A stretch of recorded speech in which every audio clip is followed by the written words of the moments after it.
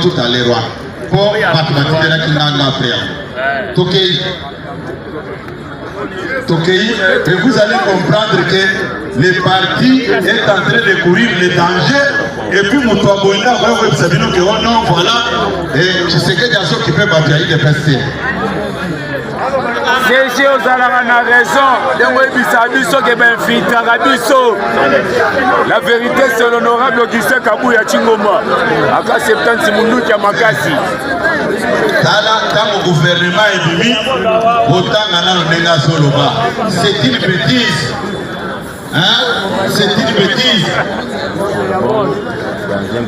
Dans un gouvernement, on retrouve des gendres et des beaux-pères. Quand la campagne,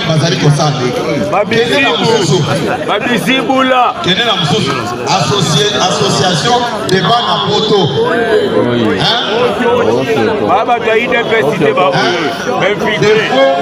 Des perdants flatteurs. Est-ce qu'un véritable membre de l'IDPS peut tenir un discours pareil vis-à-vis de son chef?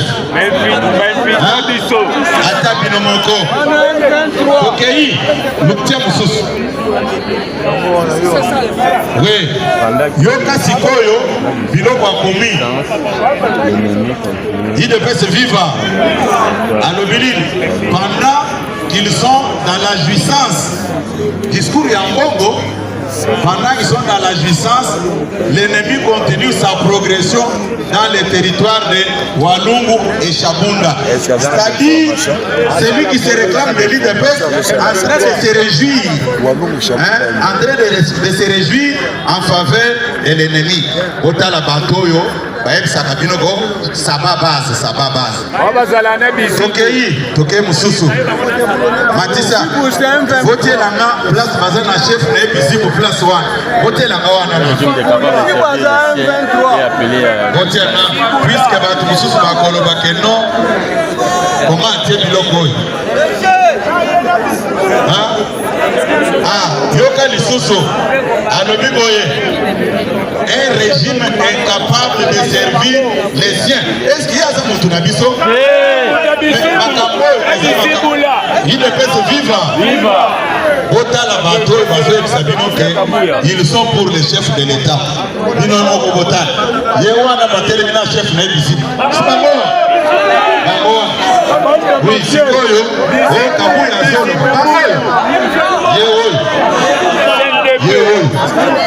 Sikoyo bosa parti opesa na batu ya boye il ne peut se vivre.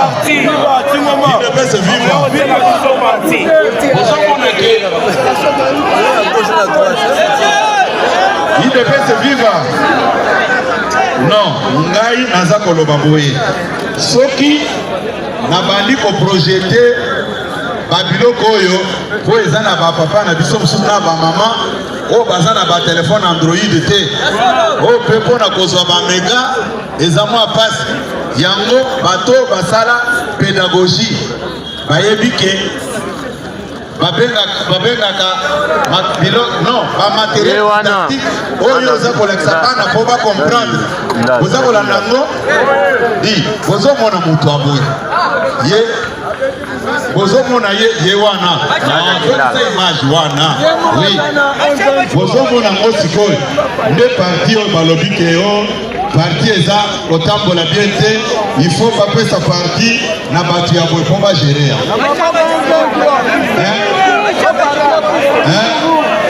IDPS viva oza komona yango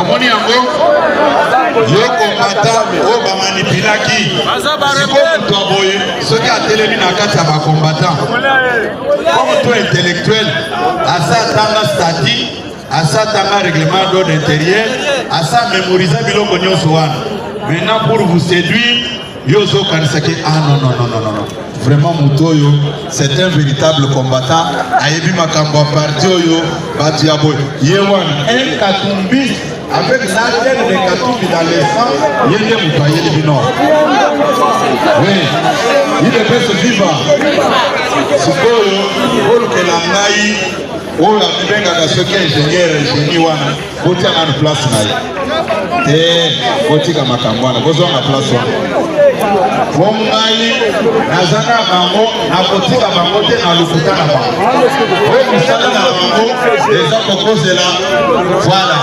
oyo azokoma boye botika nana akomi ke sa politique c'est divisé pour mieux régner mwana mbui wa relevable au combattant toyokana nana chef de l'état awa ndenge tolobiao apesi depesa bamokota na ye te sikoyo yo ozoya komona kamo motu ya boye puiske te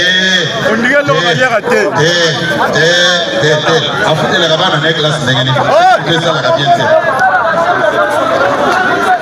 idepese viva ingénieur génie mwana mbui mwamulanga na nenda botika makelele makambo oyo soki ngai namemeli bino yango awa eza mpona kosekisa bino te au contraire ça fait mal au cœur oza kolanda ngai bino kolobaka na badistraction oyo bazomemela bino wana epuis nakoyebisa bino eloko moko nazoyoka mingi bato baza kose servir na bino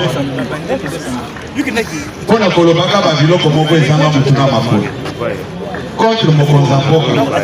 Vous pensez que moi je vais croiser mes bras pour laisser de tels genres de discours se répandre au parti? Jamais. Hein? Est-ce qu'à côté de Babylone au Congo?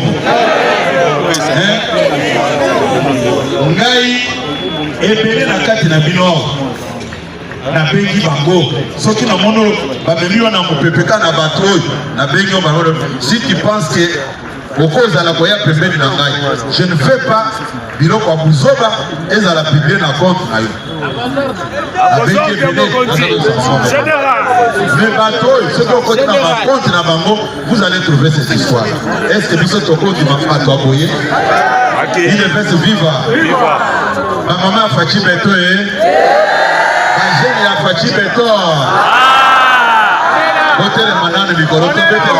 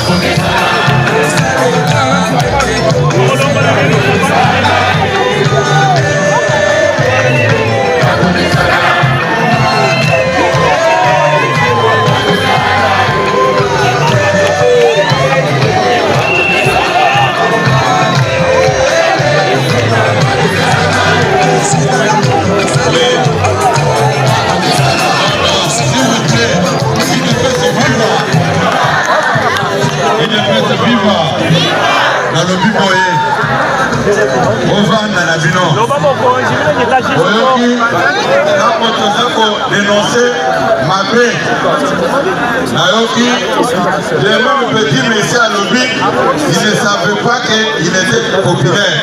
Non, toyoka na malamu, c'est une fuite en avant.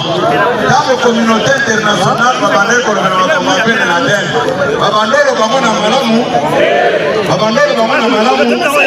C'est un petit mercenaire de Katumbi, il n'est pas populaire. Quand on va frapper ta kamasolo à Bachek et là Bakuluna, et ça que pour baza batu malamu. On t'a élu ça comme biloko wana aidure na rêve. Vous savez la mangaji. Et puis il a combien le biboye. Il devait se vivre. Oh mususu alobi que non. Président Félix a créé 2 camps à l'IDPS. Il n'y a pas de camps. Vous savez qu'on a il n'y a pas de camps. Et puis il va plus loin pour dire que Kabound qui s'opposait à lui était écarté dans le Biboye. Qu'on se le dise quand même. Qu'on le bérabino que non, Kabound a s'opposer à chef de l'État. Ceux qui a s'opposé, chef de l'État s'incliner, c'est faux et anti-faux. Lors du premier gouvernement, pour Bolinito le Bamakamambo, il est passé viva! Oh, Nazako et Sabino Lelo. Kabound a porté qu'il soit naïe sur un membre du parti, pas à la vice-premier ministre, ministre de l'Intérieur. Puisque Kabound, ce qui a terminé, chef de l'État, ça ce sont des choses où vous avez entre Bino et Bino. Mais j'ai toujours gardé mon silence en tant qu'un homme d'État. Mais si vous me poussez à dire certains secrets sur la place publique, je le fais maintenant. Ok.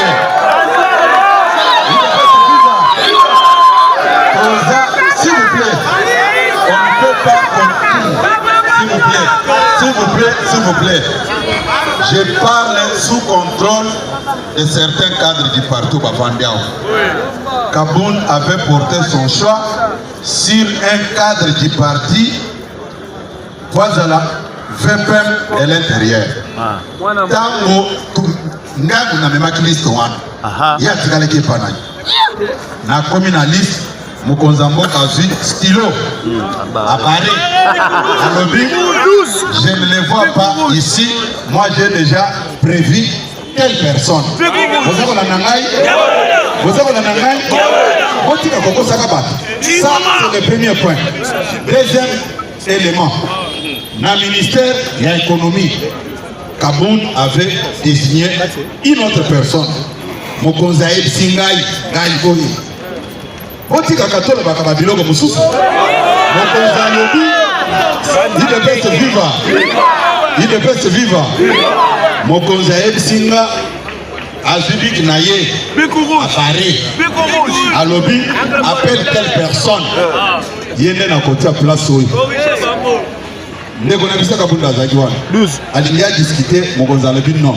Ngai na moni yango ke débat na nyatie na logo na bi on ne discute pas avec la personne qui signe les ordonnances. On a la main bon abilo ko nyon sona ba bete na kabino ba masolo on dirait neti Mokonzambo azalaki mwana muke bazo composer makam ndenge naza ko epsa bino non bazo sala même campagne ya mabe contre yebe de bona biso wana akoza na même ayebisi ba ngote kozola nanga ngai na vivre ba makambo nyonso tout mais eza na babisika par courtoisie toza ba collaborateur na ye soki olobi boye ya alobi non comme vous voulez otia mutu wana c'est avec son accord mais koko sabatu ke ono soki atelemeli boye moi je prends un troisième exemple lors de la nomination du professeur Tony Mwaba comme ministre de l'enseignement primaire et secondaire. Il est là avec nous. Quand tu proposes, Mokonza Alobi, oui, il répond aux critères. Azalaki wa, tu forces qui Mokonzite. Oui, batika kobe te la bilo ba masolo mususu, o eza pour refléter réalité té. Et puis na sina ebisa bino place oyo. Mokonza mboka za moninga na bisote. Kotia kango na mutu. Même quand on va le respect des textes, naïm ça kipino boye. Botanga statut wana bien. C'est écrit noir sur blanc que le président du parti désigne. Le but est que le président se concerte avec qui que ce soit. Nous avons la nangai. Batika kokot sabino babilo ko ya lukuta na motu. Il ne peut se vivre. Il ne peut se vivre. Makambo naza ko ebisa bino. Eza pona kofungola bino. Boyeba eza ndenge nini. Vous avez la nangai. Et puis le nom qui va tous les nouveaux venus basés dans le discours là-bas. Puisque Bayebi et Sika ou Tate. Voilà nana madame. Dit technique beauté langa élément oyo ya chef de l'État à l'époque secrétaire national aux relations extérieures. Beauté langa élément wana comme ça. Les mêmes comportements au Tozanangolelo, les mêmes comportements a existé avec Papa Etienne Tshisekedi. Non, pas ça, c'est une vidéo. Bota la vidéo. Tata Mokonzi Ekolo Azakoloba à l'époque. Oui.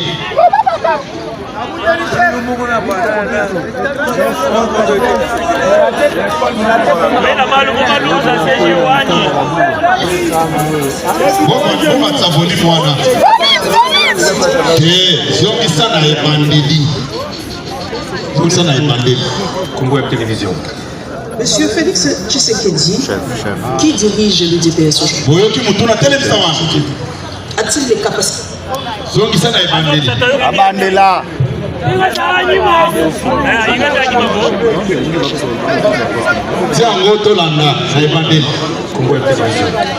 Monsieur Félix Tshisekedi, qui dirige l'UDPS aujourd'hui?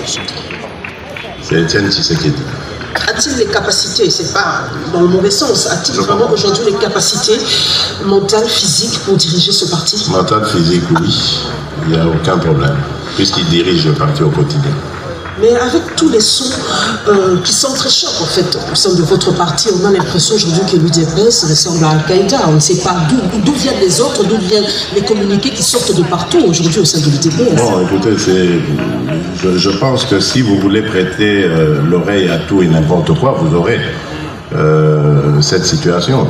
Mais l'UDPS a une direction et les membres de cette direction sont connus. Si vous vous fiez à eux, vous n'aurez pas de problème de perturbation. À qui devons-nous nous fier? À la direction qui est composée de... parle du président Etienne Tshisekedi, du secrétaire général Bruno Mavungu et ses 4 adjoints, parmi lesquels il y a M. Bruno Tibala qui est le porte-parole officiel du parti, et ensuite il y a les secrétaires nationaux dont je fais partie.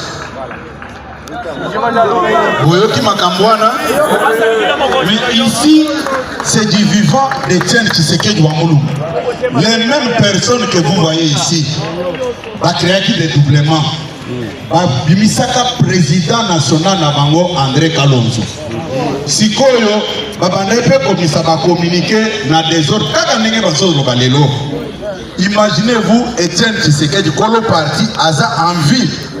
Mais va créer un chef Nabango, un secrétaire général Nabango, va lobby que non, Tshisekedi est un leadership faible, il faut côté André Kalonzo. Et vous allez maintenant me dire quoi aujourd'hui? Ce qui le parti va contester, oyo qui journaliste azotuna mutuna que est-ce qu'il y a une capacité mentale pour nous diriger? On ne va pas faire ça mituna wana. Oh non, tel que vous voyez là, les partis, il faut chercher un leadership, puisqu'au Tozanaye, a un leadership faible. Parce que nous, on va monter le qu'on a bango, bâti André Kalonzo. Ce qui est un élément, mon frère. Ce qui est un puisque vous avez dit que Kabou est né à Kabou du parti. Naïf Sakibino, ok, pose au courage, il y a quoi, ça va combattre vérité. Ce qui est un élément, on a ébano. Congo Web Télévision. Monsieur Félix Tshisekedi, qui dirige l'UDPS aujourd'hui? C'est Etienne Tshisekedi. A-t-il les capacités, c'est pas dans le mauvais sens, a-t-il vraiment aujourd'hui les capacités mentales, physiques pour diriger ce parti? Mentale, physique, oui, il n'y a aucun problème, puisqu'il dirige le parti au quotidien. Mais avec tous les sons qui s'entrechoquent en fait au sein de votre parti. On a l'impression aujourd'hui que l'UDPS ressemble à Al-Qaïda. On ne sait pas d'où viennent les autres, d'où viennent les communiqués qui sortent de partout aujourd'hui au sein de l'UDPS. Bon, écoutez, je pense que si vous voulez prêter l'oreille à tout et n'importe quoi, vous aurez cette situation. Mais l'UDPS a une direction et les membres de cette direction sont connus. Si vous vous fiez à eux, vous n'aurez pas de problème de perturbation. À qui devons-nous fier? À la direction qui est composée du président Étienne Tshisekedi, du secrétaire général Bruno Mavungu et ses 4 adjoints, parmi lesquels il y a M. Bruno Tibala qui est le porte-parole officiel du parti, et ensuite il y a les secrétaires nationaux dont je fais partie. UDPS viva! UDPS viva! Vous montrez que des ordres dans le parti, pour créer des doublements dans le parti, et banane en gaïté. C'est toujours les mêmes groupes. Vous avez imaginez-vous, Papa Tshisekedi en vie, mais Bango va créer l'eau. Il y a Kolongolaye, Kaza leadership faible. Les lots, Bazo ya koyeb sabino que non, Kabou ya tué les partis. Mais Oyoki, Bazo Lobanim, va communiquer les autres bisika na bisika. Est-ce que n'a pas Facebook, Bomona Kangote? Mais nous parlons encore de quoi? Wana bazabe misère à Kagame. Tozo le Belanini puisque makamunyo sonengeza awa. Eza polele. Mutoko yeb sabino likam. Mutoko yeb sabino likam. Na yebisa kibino wake. Biloko ezo sale maza biloko ya soni. Merci, la vérité c'est honorable. Les hommes passent mais les esprits restent. Les hommes passent mais les esprits restent. Tant qu'on va faire ça, nous allons faire ça. Bobo ya kangopé. Respect des textes. Tout commence par le respect des textes. UDPS viva. Si vous avez respect des textes, Boté langa statut na biso wana. Boté longola image wana.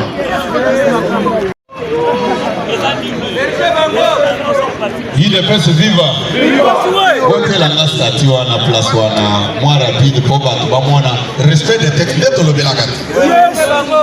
Tozo le belango lelo. Jusqu'à présent, au Monique Mogonzambo Gazana erreur place mon côté ça boyete. Azana Azana raison 100%. Na lingi après kobimana bino bino nyonso na ba compte Facebook na bino. Demandez le pardon à son excellence monsieur le président de la République. Pardon Mokonzi Mboka. Tondi ko découvrir vérité bakosa kibiso. Bolandinga malam.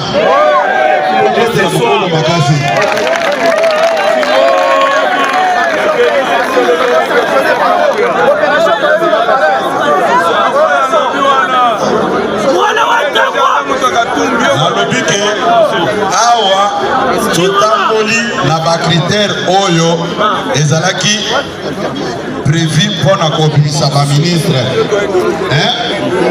sikoyo soki bino bolobike c'est-à-dire quoi bino nde bozangaki ndenge akozwa biso mpe na motango bino bolingai bokomelanga bosali memo na bino boye bolobino secrétaire général na ministère boye tolingaki ezala motu boye yo kendo plaider pa Mokonzambo mais bon le baté ka respecter te tozomona bilongi ya UDPS bilongi obotangi wana bomona ma UDPS oui tokei na article 30 ya statut wana tokei article 30 tokende pour agrandir article 30 batnyonso batangango puisque article 30 ya monde emema makambo. Oui. Article 30. Yangona. Hôtel Manano. Pour Batu, bazomona biso ba bololé. Okozala na stade bozobeta balle. UDPS viva. Et yebani madame que soki balle koti na filet. Avalida kabiwa na soki kotaki na condition normale. Bozona na ngai na ebisa bino place ok composition, il y a CDP, Convention démocratique. On va comprendre que non, respect des textes. Quand vous regardez la composition, il ne peut se vivre. Article 30, composition, il y a Convention démocratique. Députés nationaux et sénateurs du parti. Tous en 76, tout le baka bao baza élu sur la liste des DPS. Voter le Misawana bande konangai. Tous autres kaka ba député. Na boy kolobono akezo ba député mosaïque et ba non. Tous kaka 76 il y a eu des DPS. Quand vous regardez cette messe noire, des tristes mémoires comme la FDL, il y avait combien de députés nationaux et sénateurs? Vous savez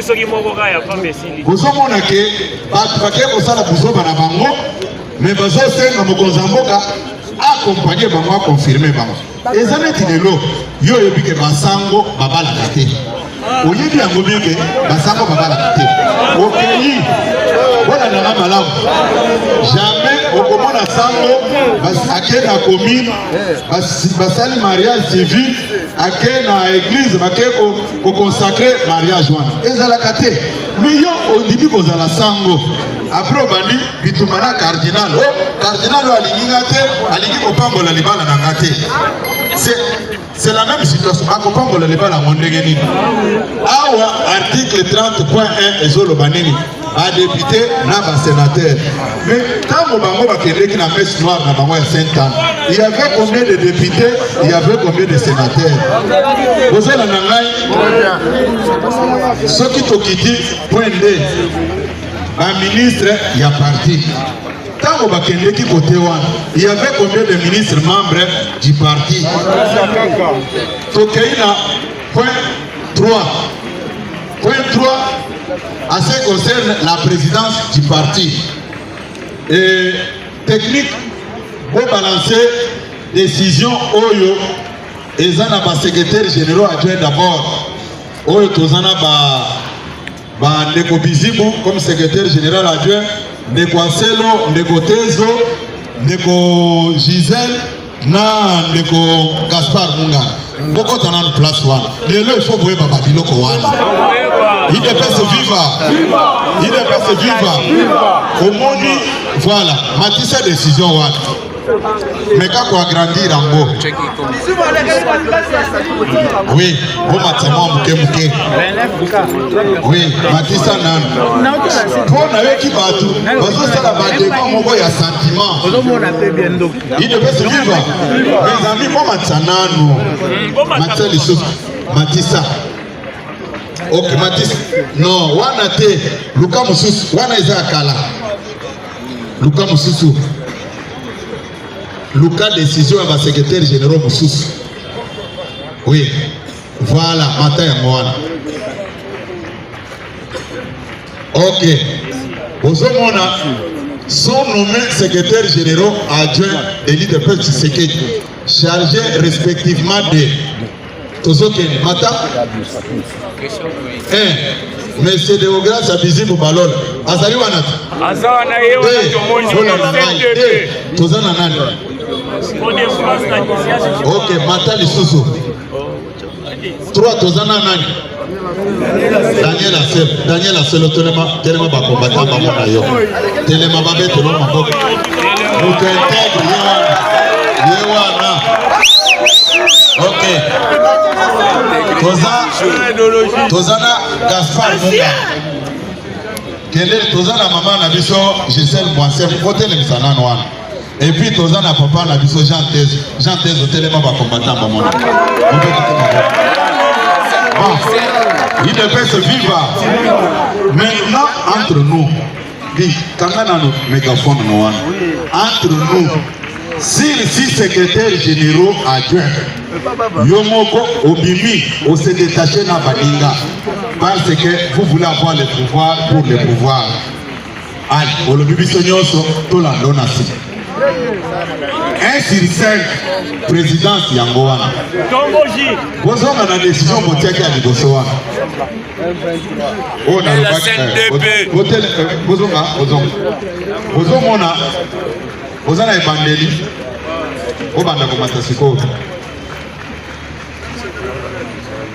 bozomona bao nyonso oyo balongwa na bango mpo bakotaki bainstitution kende sikoyo soki otali basekretare nationaux nyonso wana bao nyonso wana toza na bango bozolanda ngai bamosusu oyo bango bakenda na bango balongwa baloba na bango ke bakosi biso mingi bozolanda ngai tokei na décision ya mibale wana zongela na article 30 et vous allez comprendre avec moi que et puis bayebisaka bino ko kabuya te zonga na décision otoleka signature wana eza ya mokonzi ya mboka Félix Antoine Tshisekedi Tshilombo comme président ya UDPS banda anoma bango nyonso oyo ngai natikala kolongola motu te natikala kobakisa motu te bozala na yene mais bakoyebisa bino ke Kabuya a dédoublé les structures du parti UDPS viva zongela na article 31 article 30 yango wana mata lisusu awa balobi point 4 eza président ba comité fédéraux botu na bango ba fabrika ba président fédéraux na bango ya avenue du commerce o bakanga bilamba rouge na mitu ok ba combattant na yamaki awa dernièrement bazawa boya ba combattant boya ba ona yamaki awa voilà boya ba combattant nous a dit na bango ils sont où? Ah voilà. Faut na kosaka te. Yaka. Omoni combattant na biso. Omoni batu. Otika makelele. Si bakoko sabino obandi ko komati komako. Yango na ebisaka bino ke otika base ya Félix Tshisekedi calme. Bangoyo tozana bango. Na tunaki ye na lobi combattant yoko ozaki na Saint-Anne andimi na lobi ozaki na Saint-Anne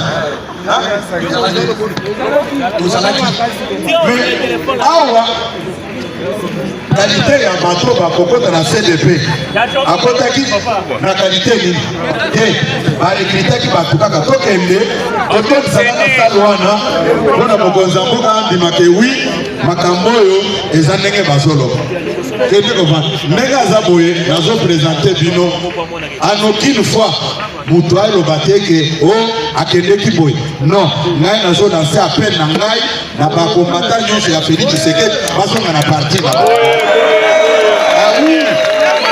ngai naza koloba yango bakombata nyonso ya Félix Tshisekedi basala nini bazonga na parti na bango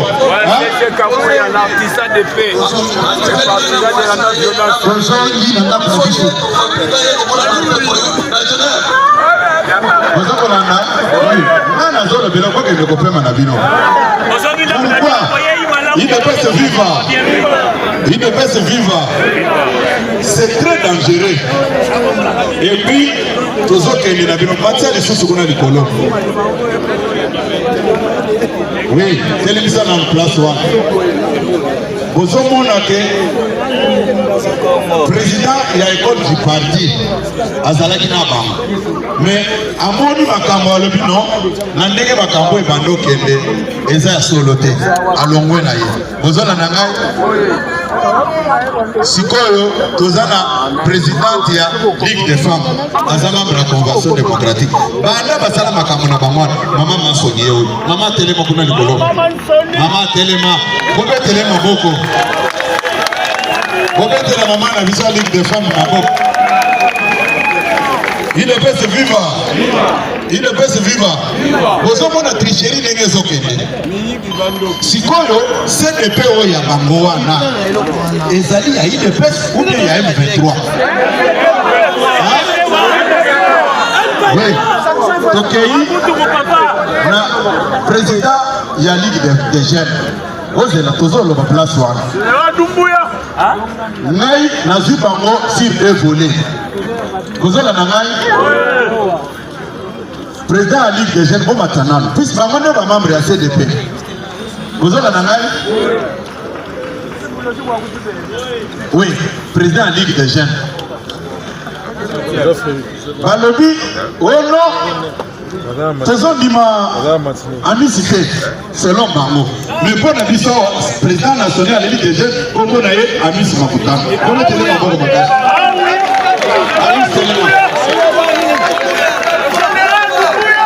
Vous êtes en Allemagne, votre raison est le peu makambo à les 15. Vous vu que les hommes pour la jeunesse. Ok. Là, la tuni bango na lobby, au lobby amicité.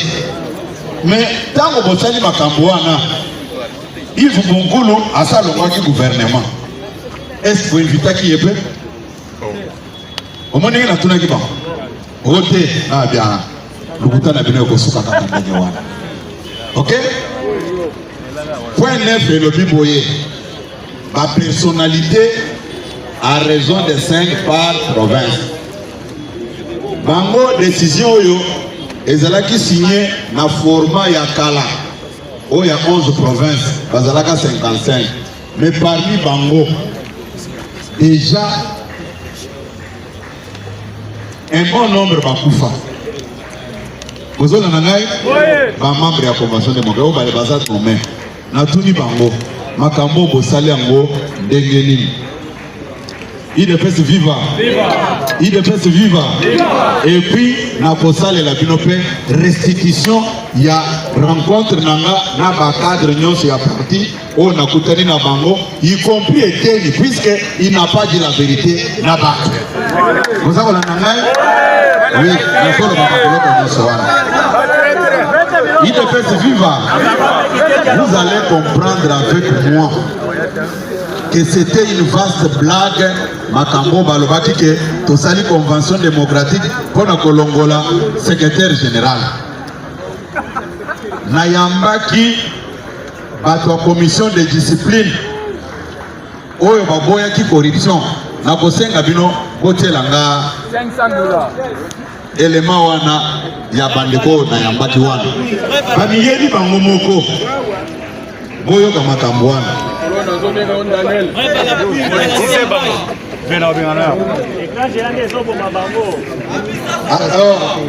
ezosala bango mabe motema makasi ezosala bango mabe makasi awi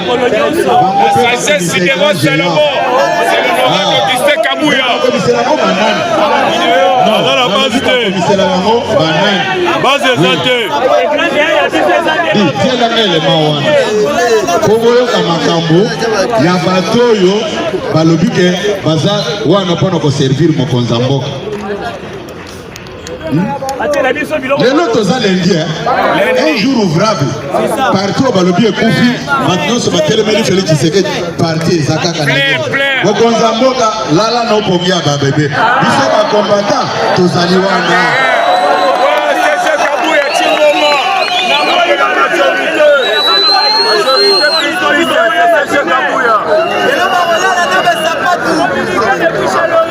Yaka olobi boni non mokonzi ngai bayebisika boyeboyebo yo mpe yebisanga nano atokosala mokonzi zwa oyo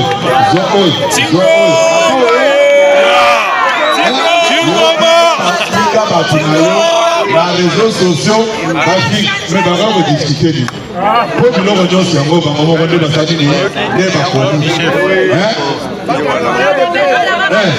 nalobi bango moko nde bakomaki eske namo natindaki bango bako bazotala bazokoma babiloko nga natuni na lume o baloki bango ou bien nini IDPS viva oh di élément wana boza nango te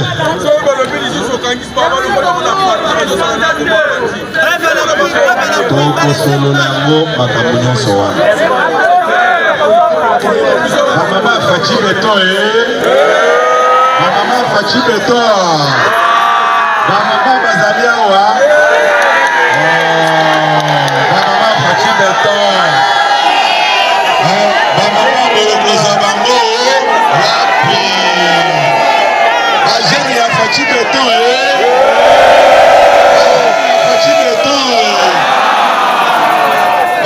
Fachi Béton, Papa Fachi Béton. Partir de l'Okozwango,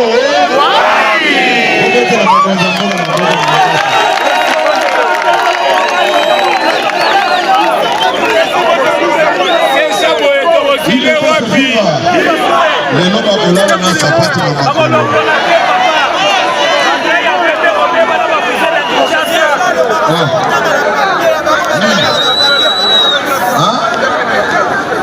ils ont téléchargé.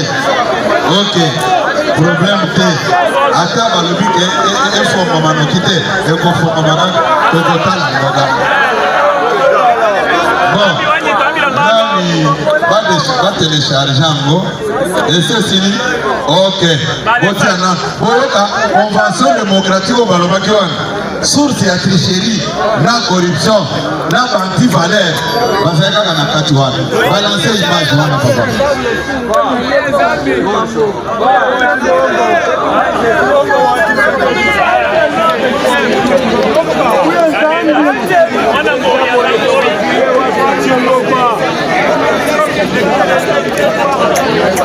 Oui, voilà. Ce message de pardon et d'unité au sein du parti, partout, les bureaux de l'Augustin Kabouya demeurent accueillants et agréables. Monsieur Somo Crédit, 6 août 2025, Gentil Kanda, Dieudonné Nilinda, Jacques Tony et Blaise Pascal Sanat, quelques membres de la commission des disciplines au sein de l'UDPS Tshisekedi, ont rapidement réalisé que le parti présidentiel et sa hiérarchie sont toujours accessibles à tout le monde, sans restriction ni exclusion. Que tous ceux qui sont ailleurs reviennent. Les mains du secrétaire général sont ouvertes à tout le monde. Qu'ils reviennent, vous devez être forts pour soutenir les chefs de l'État. Félix Tshisekedi Antoine Tshilombo, dans tous les efforts qu'il a en train de fournir pour trouver la paix à l'est de notre pays. Je lance le même appel à Déo Bizimou. Déo doit savoir que jusqu'aujourd'hui, il est secrétaire général adjoint. Donc jusqu'à la preuve du contraire, c'est Augustin Kabouya qui est le secrétaire général du parti. Ces membres de la commission des disciplines ont confirmé l'illégalité des assises de Saint-Claude en août 2024, celle qui avait promis Déo Bizimou, un des secrétaires généraux adjoints du parti, au rang du secrétaire général de l'UDPS. Selon cette commission, les organisateurs de cette messe noire n'avaient pas non seulement qualité, mais aussi leur légitimité de façade de réponse sur les actes immoraux, mais des pratiques corrompues. Ce qui s'est passé à Saint-Thé, c'est ce que j'appelle les histoires où les gens se réveillent. Nakweti, tel qu'il est là, il sait qu'il est sous la sanction du Conseil national de discipline. Pour avoir à plusieurs reprises, lui, Ebanoussé a pris des décisions illégales à nos statuts et règlements intérieurs. Donc, toute décision qui émane du chef de Banou ou de Nakweti n'a aucun effet sur les partis. Ils sont en train de faire tout ce qu'ils sont en train de faire, mais nous, en tant que les chargés de la discipline du parti, nous leur demandons de revenir, qu'ils reviennent au sein du parti. Nous n'avions pas été avec eux à 7 ans. Pour votre information, pour les questions que vous me posez, avant qu'ils aillent à 7 ans, Déo m'avait appelé, il m'avait appelé. J'étais avec le président des données. Nous étions au salon du président Victor Wakwenda. Déo m'avait envoyé 500, il faut que vous envoyez ça. Déo m'avait appelé, il m'a envoyé $500, moi j'en sais quand. J'ai les preuves. Déo m'a envoyé $500 pour me dire que non gentil, prenez les $500, appelez les juges, travaillez pour faire partie Kabouya. Je l'ai dit, je ne peux pas entrer dans ces histoires. Le moment est très sensible. C'est un problème où nous devons trouver des solutions à l'interne, à l'amiable. Il a envoyé ces gens qui m'ont appelé dans un restaurant en ville pour me dire gentil, non, vous devez statuer dans la commission, appeler les juges pour faire partie Kabouya. Je l'ai dit, la situation, le moment est crucial. La commission n'a pas de prison. La commission n'est pas un tribunal. Après une année de perturbations au parti de Félix Tshisekedi, l'UDPS Tshisekedi, à travers sa hiérarchie, a décidé de siffler la fin de la récréation, avec à la clé le retour en masse de ceux qui avaient adhéré à la fronde. Merci beaucoup. UDPS viva. Naël Sakabino place au Dieu est juste. Et l'autre, ils ont ça la bande de Gonanga et Zani. c'est l'esprit de l'incrédulité qui habite en eux. Ils sont tous conscients que Moutoto Zobundissa est soutenu par Dieu. Ils m'ont cherché sur tous les plans. Bazou Yangote. Vous avez mais baza ko s'entêter pamba. Bomoni babiloko yo eza babiloko ya Sony. Babiloko ya Sony. C'est-à-dire, imaginez-vous, revenu Yaye Bizibu eza à combien? Quand on a proposé à chaque membre $500, il a quel revenu? Et vous allez comprendre que d'ailleurs, la ligne a précisé l'okomoko. Il ne peut se vivre. Nayoka kabatu bazolo bake. Non, c'est le peine de Tiaki Kabouye. C'est une vaste blague. Et Tikala Kozala Bongote. Je parle sous contrôle. Il y a bateau Tozalaki na bango mukolowana. Na biro nanga yase. Soki manifestation wana ebandaka avec un retard de 2 heures. Boye biso kiza bazo conduire yo. Ce qui nous bazo conduire yo, jamais à ko permettre oko ya na mbeba. Ces jours-là, bayak akotaki na biro na ngai. Et ces jours-là, il y avait la présence, il y a secrétaire général adjoint Godefroid Chimanga, il y avait la présence du vice-premier ministre, ministre de l'Intérieur honoraire, honorable Peter Kazadi. Il y avait aussi, si je ne me trompe pas, le conseiller principal du chef de l'État, secrétaire national David Moukeba. Merci beaucoup, CP. Tango baye na bureau na ngai. Bona nanga malamu. Soki situation ezalaki sauvé. Ezalaki pour la clairvoyance, il y a VP honoraire de Peter Kazadi.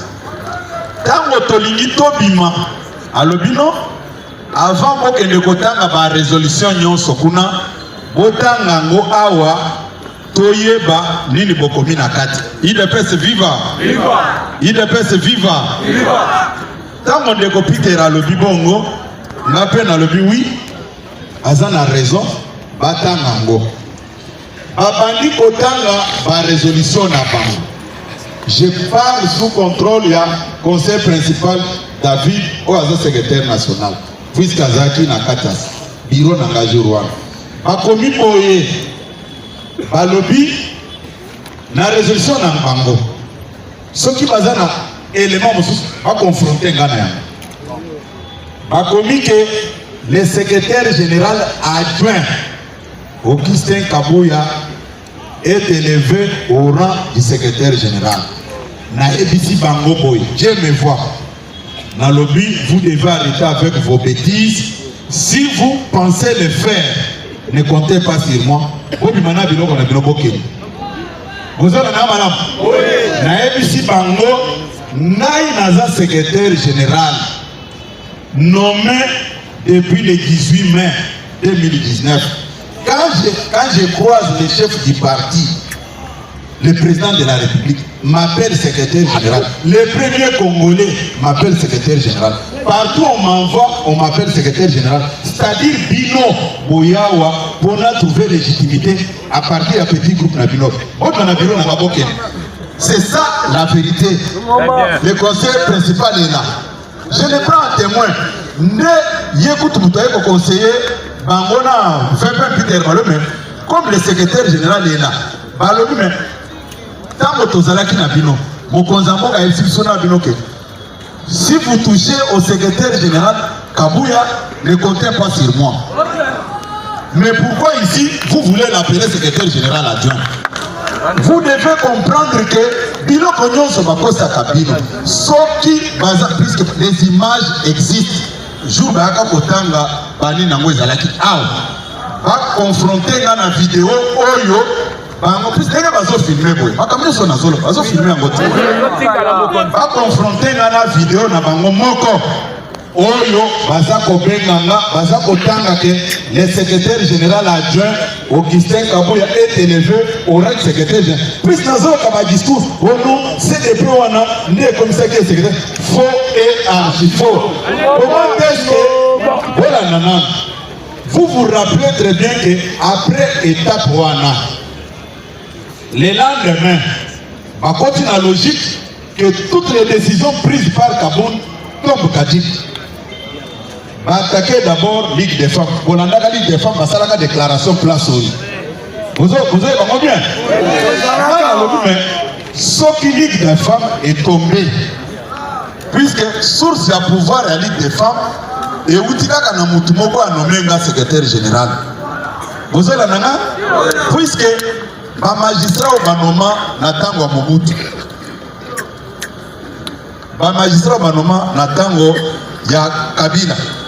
Est-ce que tango président Tshisekedi Ayawa alongoli bango le plus posé qui nommé par mes prédécesseurs Asali Yango, les hommes passent mais les institutions restent. Il y a ce qu'on appelle la continuité des affaires de l'État. Na telemili bango eloko wana. Vous avez la madame parce que il n'y a que ça le matin. Mais quand je vois les débats dans les réseaux sociaux, ce sont les débats de caniveau. Je n'ai jamais tiré la source de mon pouvoir sur la Convention démocratique. Vous pouvez lire les statuts à ce qui concerne la Convention démocratique. Nulle part, à l'obité que la Convention démocratique a le pouvoir de nommer un secrétaire général dans ce parti. La nomination du secrétaire général émane du pouvoir discrétionnaire du président du parti.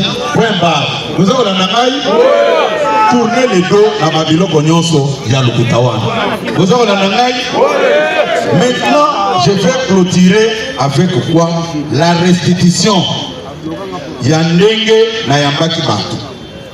Nayambaki Mutualiboso, Eza Papa François Xavier Chibengabo.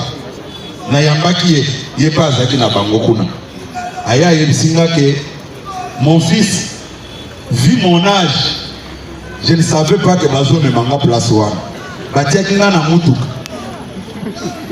Tango tokei na bango, je me suis retrouvé dans une salle. C'était un papa âgé de 84 ans. Mais c'était vraiment un crime. Oh, il y a salaki wana. Ezaki enlèvement effectivement. Yango ayaki kotala nga na ndako. Ayebisinga biloko wana nayebi yango te. Ba utiliser âge na ngai po ba me mangana ba biloko wana. Zambe oyo boza ko bondela oyo boza na place oyo za Nzambe munene. Bombetela makoko makasi.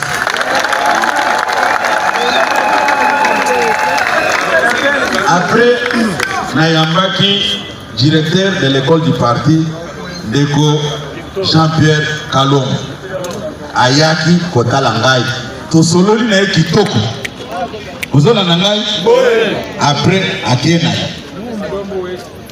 après toyo kokutana na papa Victor Wakwene omonaki ndenge ayaki tosololi na ozola na ngai jusqu'à un moment donné bamona bato neti baza banyama te discours bakosaki nango bato oyo mokonzi asaboyi secrétaire général mokonzi asaboyi secrétaire général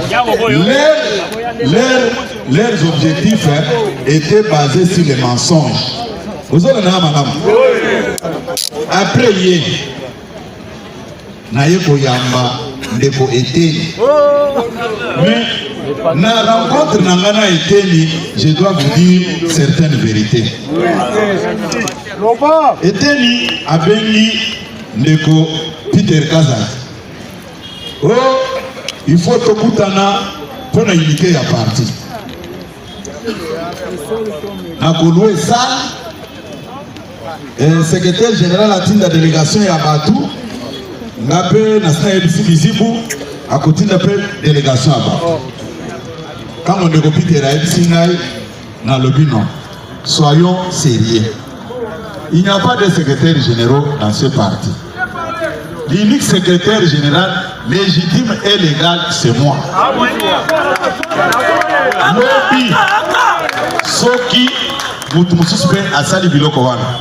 Et déjà, dans Otozo Kenena, la salle, ça montre que va pouvoir lui ballonner et égaux. Biloko Wana, ceux qui m'ont un problème, aya na permanence. Lâchez des batailles! Lâchez des batailles!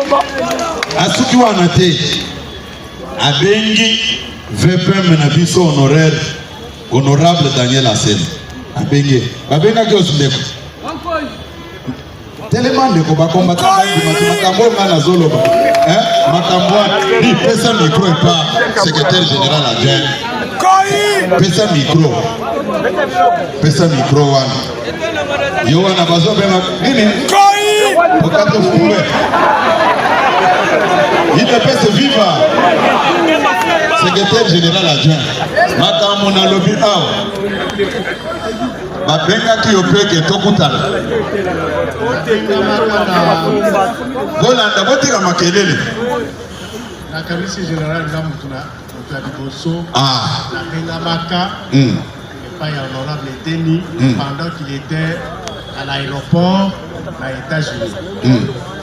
Namutu faisait solo à Benga Kinga Liboso Izalaki honorable Rubens Nikindo également secrétaire général adjoint. Il y a parti honoraire. Oui, à Zalaka, la Côte d'Ivoire.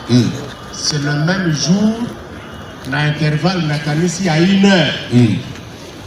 Les honorables Rubens à Benginga, 1 heure après, honorable Eteni à Yoko Benga.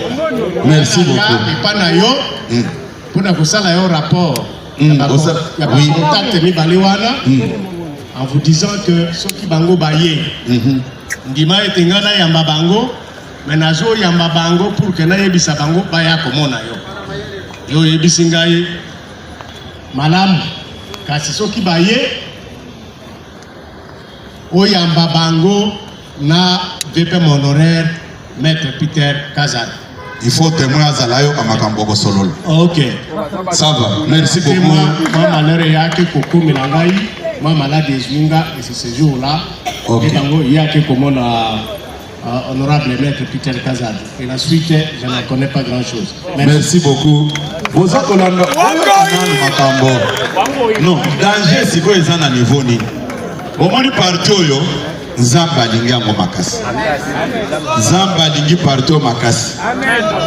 Ngai navanda ke pananga. Navani na veranda. Namoni le porte-parole Baruti aye panangalo non mokonzi na yeko tala yo a exposé nga ba point oyo azaki non ozo kana malamu politique batikela bakolo nango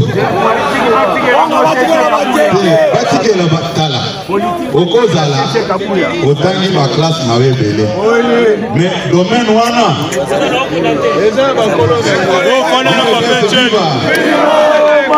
sikoyo boyo kanga malamu sikoyo secrétaire national non Serkas, honorable Serkas, n'a évité ce gars d'Alliant. Ah, honorable Serkas, tellement on va combattre pour moi. Vous avez mon beau tellement beau. C'est-à-dire, Zambe ce gars n'a qu'à t'allier.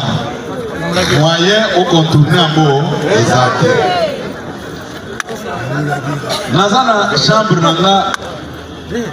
dans mon téléphone est sonné. Ponga na principe moko ata touti kosuana na yo sikoyo soki tokabwani okei na mona 5 minutes après au téléphoner ngai na kozo appel na yo peut-être okei kokutana likamoko balingi basala nga mabe mais motema mawela ti olobino malgré kosuana na nga na yeme na yebise quand même ngana yambaka Ozola na malamu. Il dépêche viva. Namoni appel ya été ekoti na téléphone. Ngape na zi téléphone na yambi. Na yambi ye. Tango yambi na yambi appel na ye alobi o nalingi tokutana ozali wapi na alobi te naze pa nanga na ndako bon ça va zelanga nazoya na alobi ba téléphone oyo lokola bango bami présentaka partout comme ba apôtre de la paix bien que baza vrai pour la paix te na alobi naze pa nanga. Quelques minutes après namoni abino je suis devant la barrière abino kota pesanga ba policier avant ma pesa ya non je suis venu voir le secrétaire général il ne peut vivre ba koti ici à côté tango koti atira na kata mutu kanaye siko nzamba salaki ke des cadres du parti des secrétaires nationaux bazala bavandaki na veranda nanga pistanga na koti pona changer bilamba bango bazozela ngai ezaki honorable Serkas oyo secrétaire national na porte-parole na biso Clément Barout oyo secrétaire national. Est-ce que likambo parti bokoki kosolola ngo sans bakadre biso ya parti baza sikoyo tellement que nazalaki na doute sur la personne qui était devant moi. Tango était na moni ngana bimi était na kiti na mutu kana lati ba lunette lati chapeau. Mais ce qui m'avait beaucoup intéressé c'est quoi? Il devait se vivre. Tango était na ye. Ko kitazo kitana mutu ka. Pouf! Azaki na cameraman moko azo accompagner. Mbana moko ana bandiko kokanga azo filmer na lobi na ibisi ke papa c'est toi za posana ba image mais naza na ba service nanga bazaya ba kokanga ba photo ba couper soya to vandi na ye ko vanda zo vendre ce que na poser une question piège pour na mona sincérité na ye il peut se vivre na tuni ye est-ce que voilà nanano na tuni ye kotika ba distraction di kanga nanu image na lobby est-ce que makambo lingi to solo eza confidentiel ou bien ba cadre mi baloyo bakoki ko assister biso yo pona makambo yi de pesa comment présence yaba au cadre ya parti eza ko gêner yo à répondre ngaboy. Non, c'est confidentiel. Là, le bien. Là, il n'y a pas de sérieux dans ma cambo. Il n'y a pas de sérieux. La ABC, non. C'est inacceptable. Yo ko sur la makambo de peste. Et surtout que, au sol de la makambo ya unité. C'est-à-dire, au lieu de créer l'unité, mais tu crées d'abord la division là où tu es venu. Ce qu'on a dit, secrétaire national Serkas, dit, vous pouvez faire micro, mais peut-être dans un c'est des macamounés nazalia, peut ça honorable Serkas micro. Tellement pas combattant par moi. Quand on a tourné les Britanniques, est-ce que les Kobarouti nan les Serkas, bako vanda, bayo kamagamutozo solon. À l'habité, c'est confidentiel. Qu'est-ce que macamongo est parti? Confidentialité on les autres. Les Serkas. C'est une vérité, c'est ce qu'il avait dit.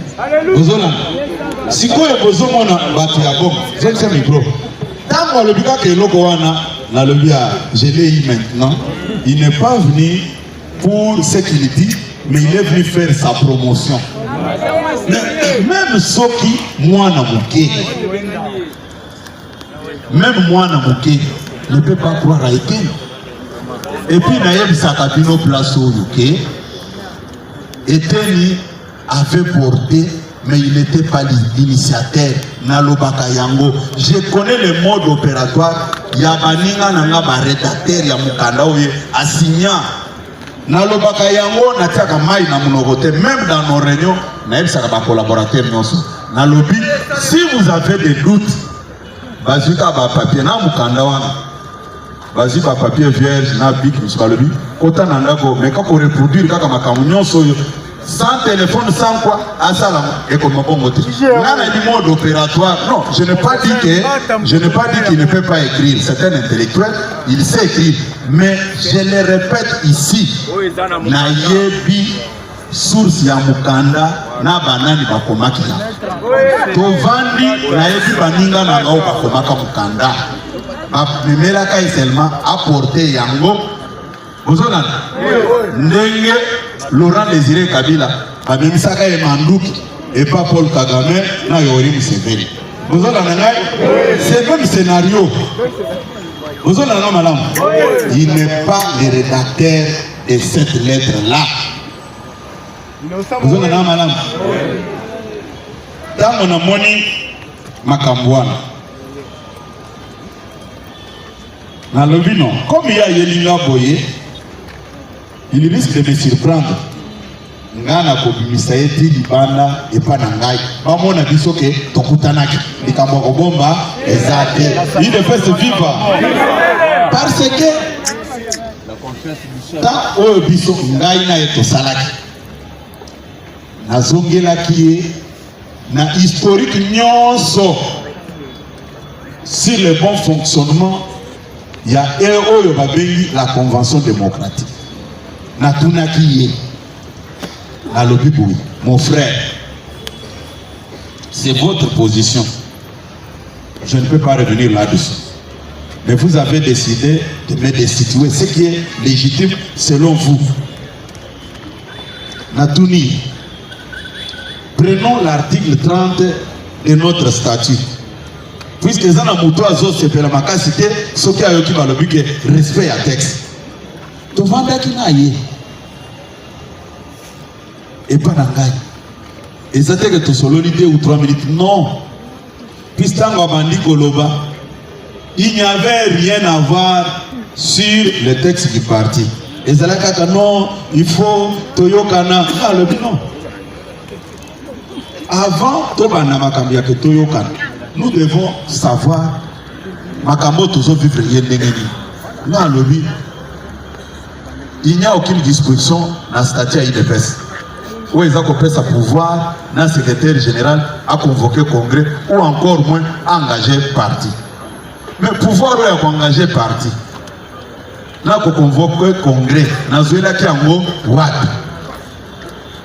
Là, il faut les statuts. Tout le monde na yebisi que convention démocratique au Yosolo Mawan. Mathématiquement parlant, nous avons au moins 102 membres. Il y a présidence du parti. Tant que vous étiez au nombre de combien? C'est-à-dire, cette minorité-là, Bolobi est dominée majorité au étiral côté Nanga. Natuni Awa Tozana va ministre Boni. Si va ministre Wana, puis tant que vous savez que ma camonabino na 5 ans, gouvernement est déjà en place. Parlement est déjà en place. Sénat est déjà en place. Ma mandataire va exister. Prenons seulement cet échantillon-là. Est-ce que vraiment les gens sérieux pouvaient faire ce que vous avez fait? Sonia et Joaquin. Dans le lobby total, bateau baza attitré il y a cause à la membre de la convention démocratique. Et puis na yebisi tant au bokende qui na biloko wana pona ko faire notarié yango. Si notaire a boyaka. Na tout mais comment expliquer? Vous allez dans une assise, vous allez respecter à ta côté. Mais les produits de ce que vous avez fait, vous le dites que c'est consommable à la population. Non, le but, votre visite là. Yoko le bateau, vous en êtes, tiens être par rapport à quoi? Non,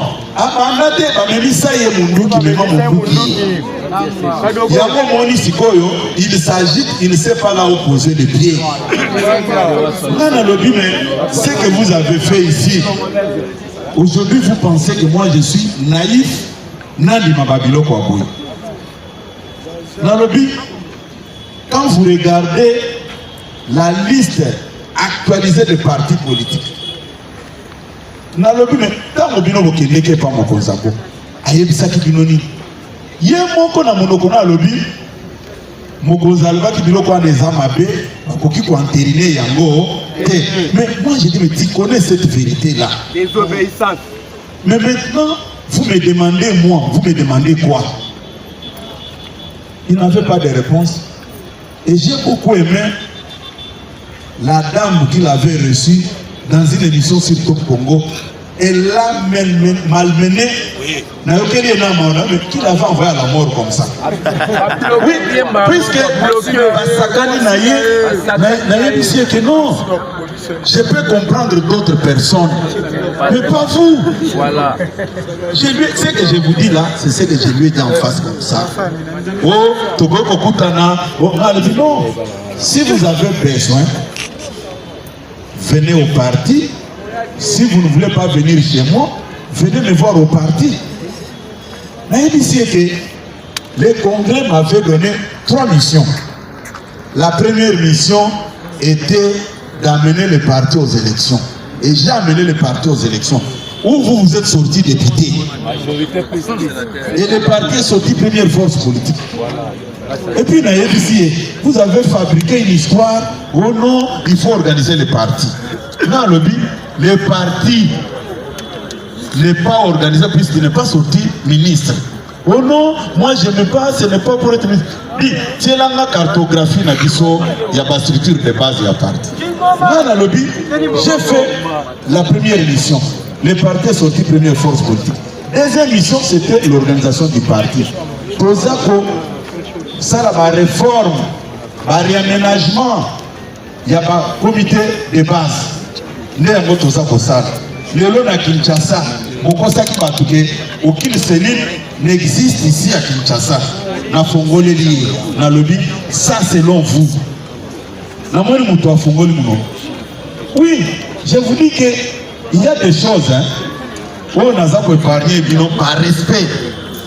On a senti qui devant moi que si à son niveau il comprend des choses de cette manière, mais à combien plus forte raison, un combattant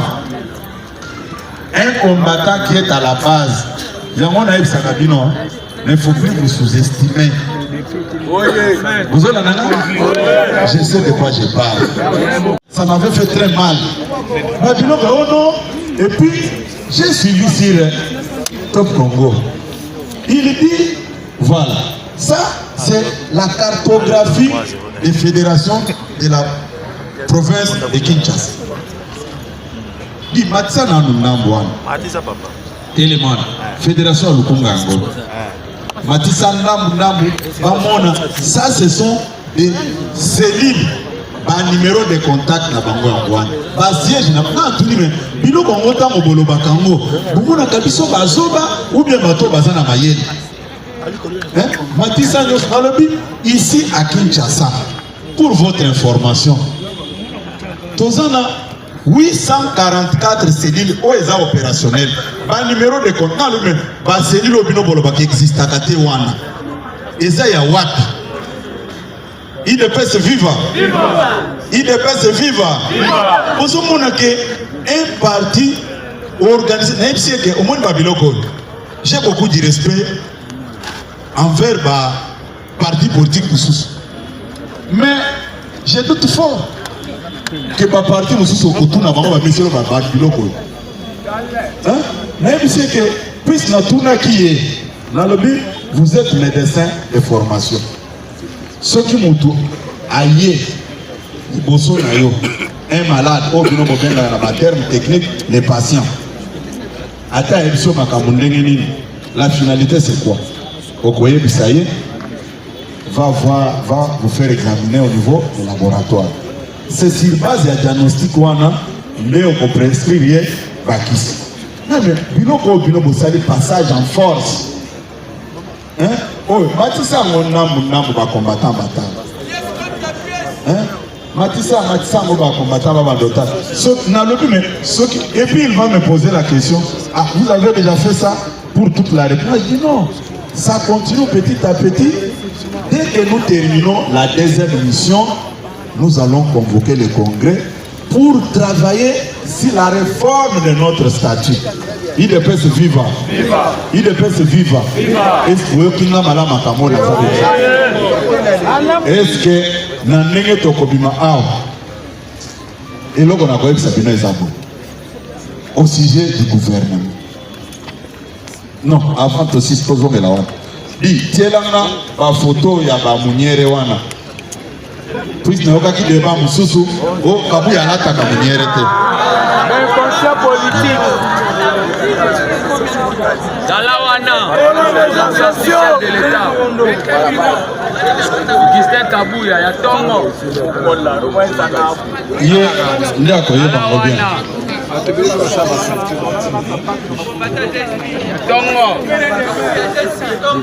ok, voilà, telemisa na wana. Ça c'est vraiment Zamba Pambola yo na photo yo biso.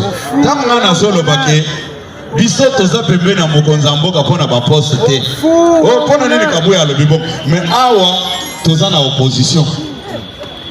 Wana eza mutokite mbule beteli biso na mokonza mboka. Toza wapi? Omoni toza wapi nanganajika. L'homme loyal. Effectivement, ye ayambaki biso et puis nazaki sectionnaire à l'époque. Ayebi nini tokota ki mbule beta biso ya makasi. Mais tango to bando kenda. Na bando la na pona ba poste. Non. Et puis tanga nazako soutenir mokonza mboka. Bango bazalaki. Ebele na yebi. Eza na bilo mosusu tozoko épargner bino puisque ko sala bien. L'homme loyal.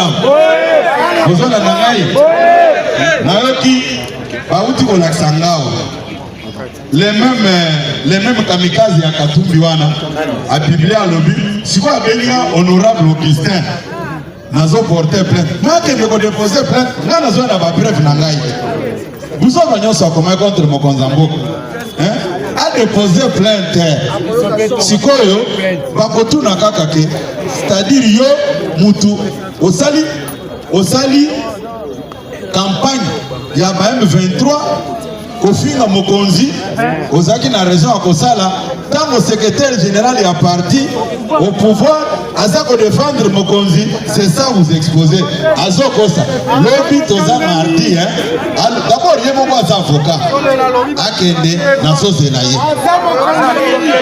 atisa nano ba image wana kende na banini mosusu wana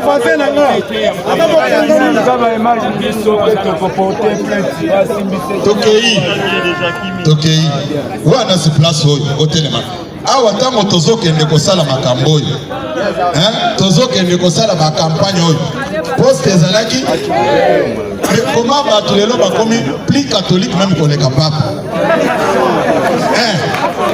ntango tozotambola awa bango bazalaki wapi awa tobando tambola mpona baposte mosusu lakisa mosusu Kabuya Nzambi awa ya azalaki te tokei bon nalobi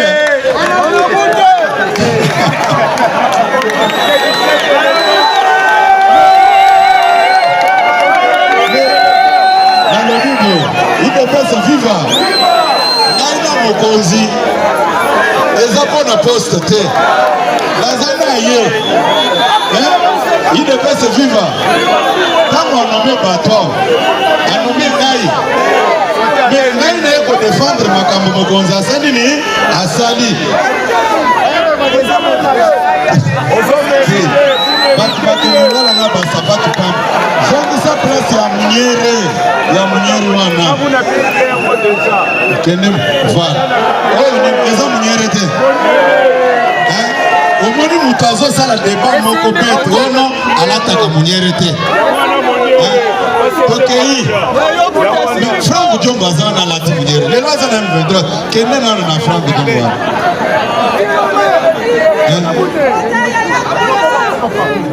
tokei nano tebo lelo tolimisa parego totikana tokei mosusu wana Bon, télévision à la place. J'allais oublier. Eh, Boti Kanan. Il devait se vivre. Nayoka qui débat dans tous les sens. Awa, Moutouneko, Tindela Mikanda Naye. Yaki alongwe na parti à Kotizam ezali ngai. Naza ta on a vu ça kabino makambo mususu ezateke naza ko inventer. Awo yewana na bato M23. Siko alobi ono et puis biloko mususu il faut toyeba ndenge tozolobela ngo. Hein? Toyeba ndenge tozolobela ngo. Même adepte na ye tango bazosala ba makambo ye akoma attaquer mokonzi ya mboka na tweet na ye et puis biso tobeta maboko. Biso tobeta maboko. En tout cas, bino nyonso ndenge bovande awa. Osali tweet tango ya akontaki M23. Mais Félix Tshisekedi atikala kawa. Lekisa ngoto koma na place ya Munyere wana. Puisque nayokaki ba débat ebele. Voilà. Sikoyo na lobi boy. Ye tango azolata Munyere oyo. Yenda aza Tshisekidiste koleka babiso. Yeno na zoi sabile loko moko. Ngai nalataka chapeau o nazolata o ezana elongia tata mokonza école. Nous avons fait le marketing politique de Papa Etienne avec des Mounières. Maintenant, c'est Félix Tshisekedi qui est là. Est-ce que porter les chapeaux avec la photo du chef de l'État, c'est un crime? Nayebi ke bola nangai. Nayebi ke bazo sala semblant balingaka mokonza mboka te. Parce que quand motoza ba secrétaire national nana mokonza mboka babando ebisanga boy. Pourquoi ozolata elambo ezana elongi na ye aza collègue na yo babando ebisanga yango. Ce que je vous dis là, les chefs le savent. Vous avez un angai, biso tozali wana. Bon, yo wana po na lati Munyere te. Je fais lati Munyere te. Siko bazo le badin. Tango ya lati Munyere te, c'est-à-dire aligné ten Tshisekedi te. Il devait se vivre. Makamusus na yo, na yebisa ki bino place OK. Par excès des ailes, mamusus ba komi kosala. On dirait que tu vas être chef de l'État, qu'on le katina maman Martha Botakiye. Mais c'est de la malhonnêteté. Il devait se vivre. Il devait se vivre. Nakoyeb Sabino n'a pas parlé l'obo. Et ça n'a mouto a dit ba combattant il devait se collecter Félix Tshisekedi te. Bozola nangai. Bozola nangai. Nenge bakino balobakake. Les paniers circulent encore. Les lots au bibi na gouvernement te. Ce n'est pas la fin du monde. Mais bisoto fongo la porte pour na munguna te. Bisoto za sima ya tata mokonzi ya ekolo. Bozona nangai obetela mokonzi mboka mboka.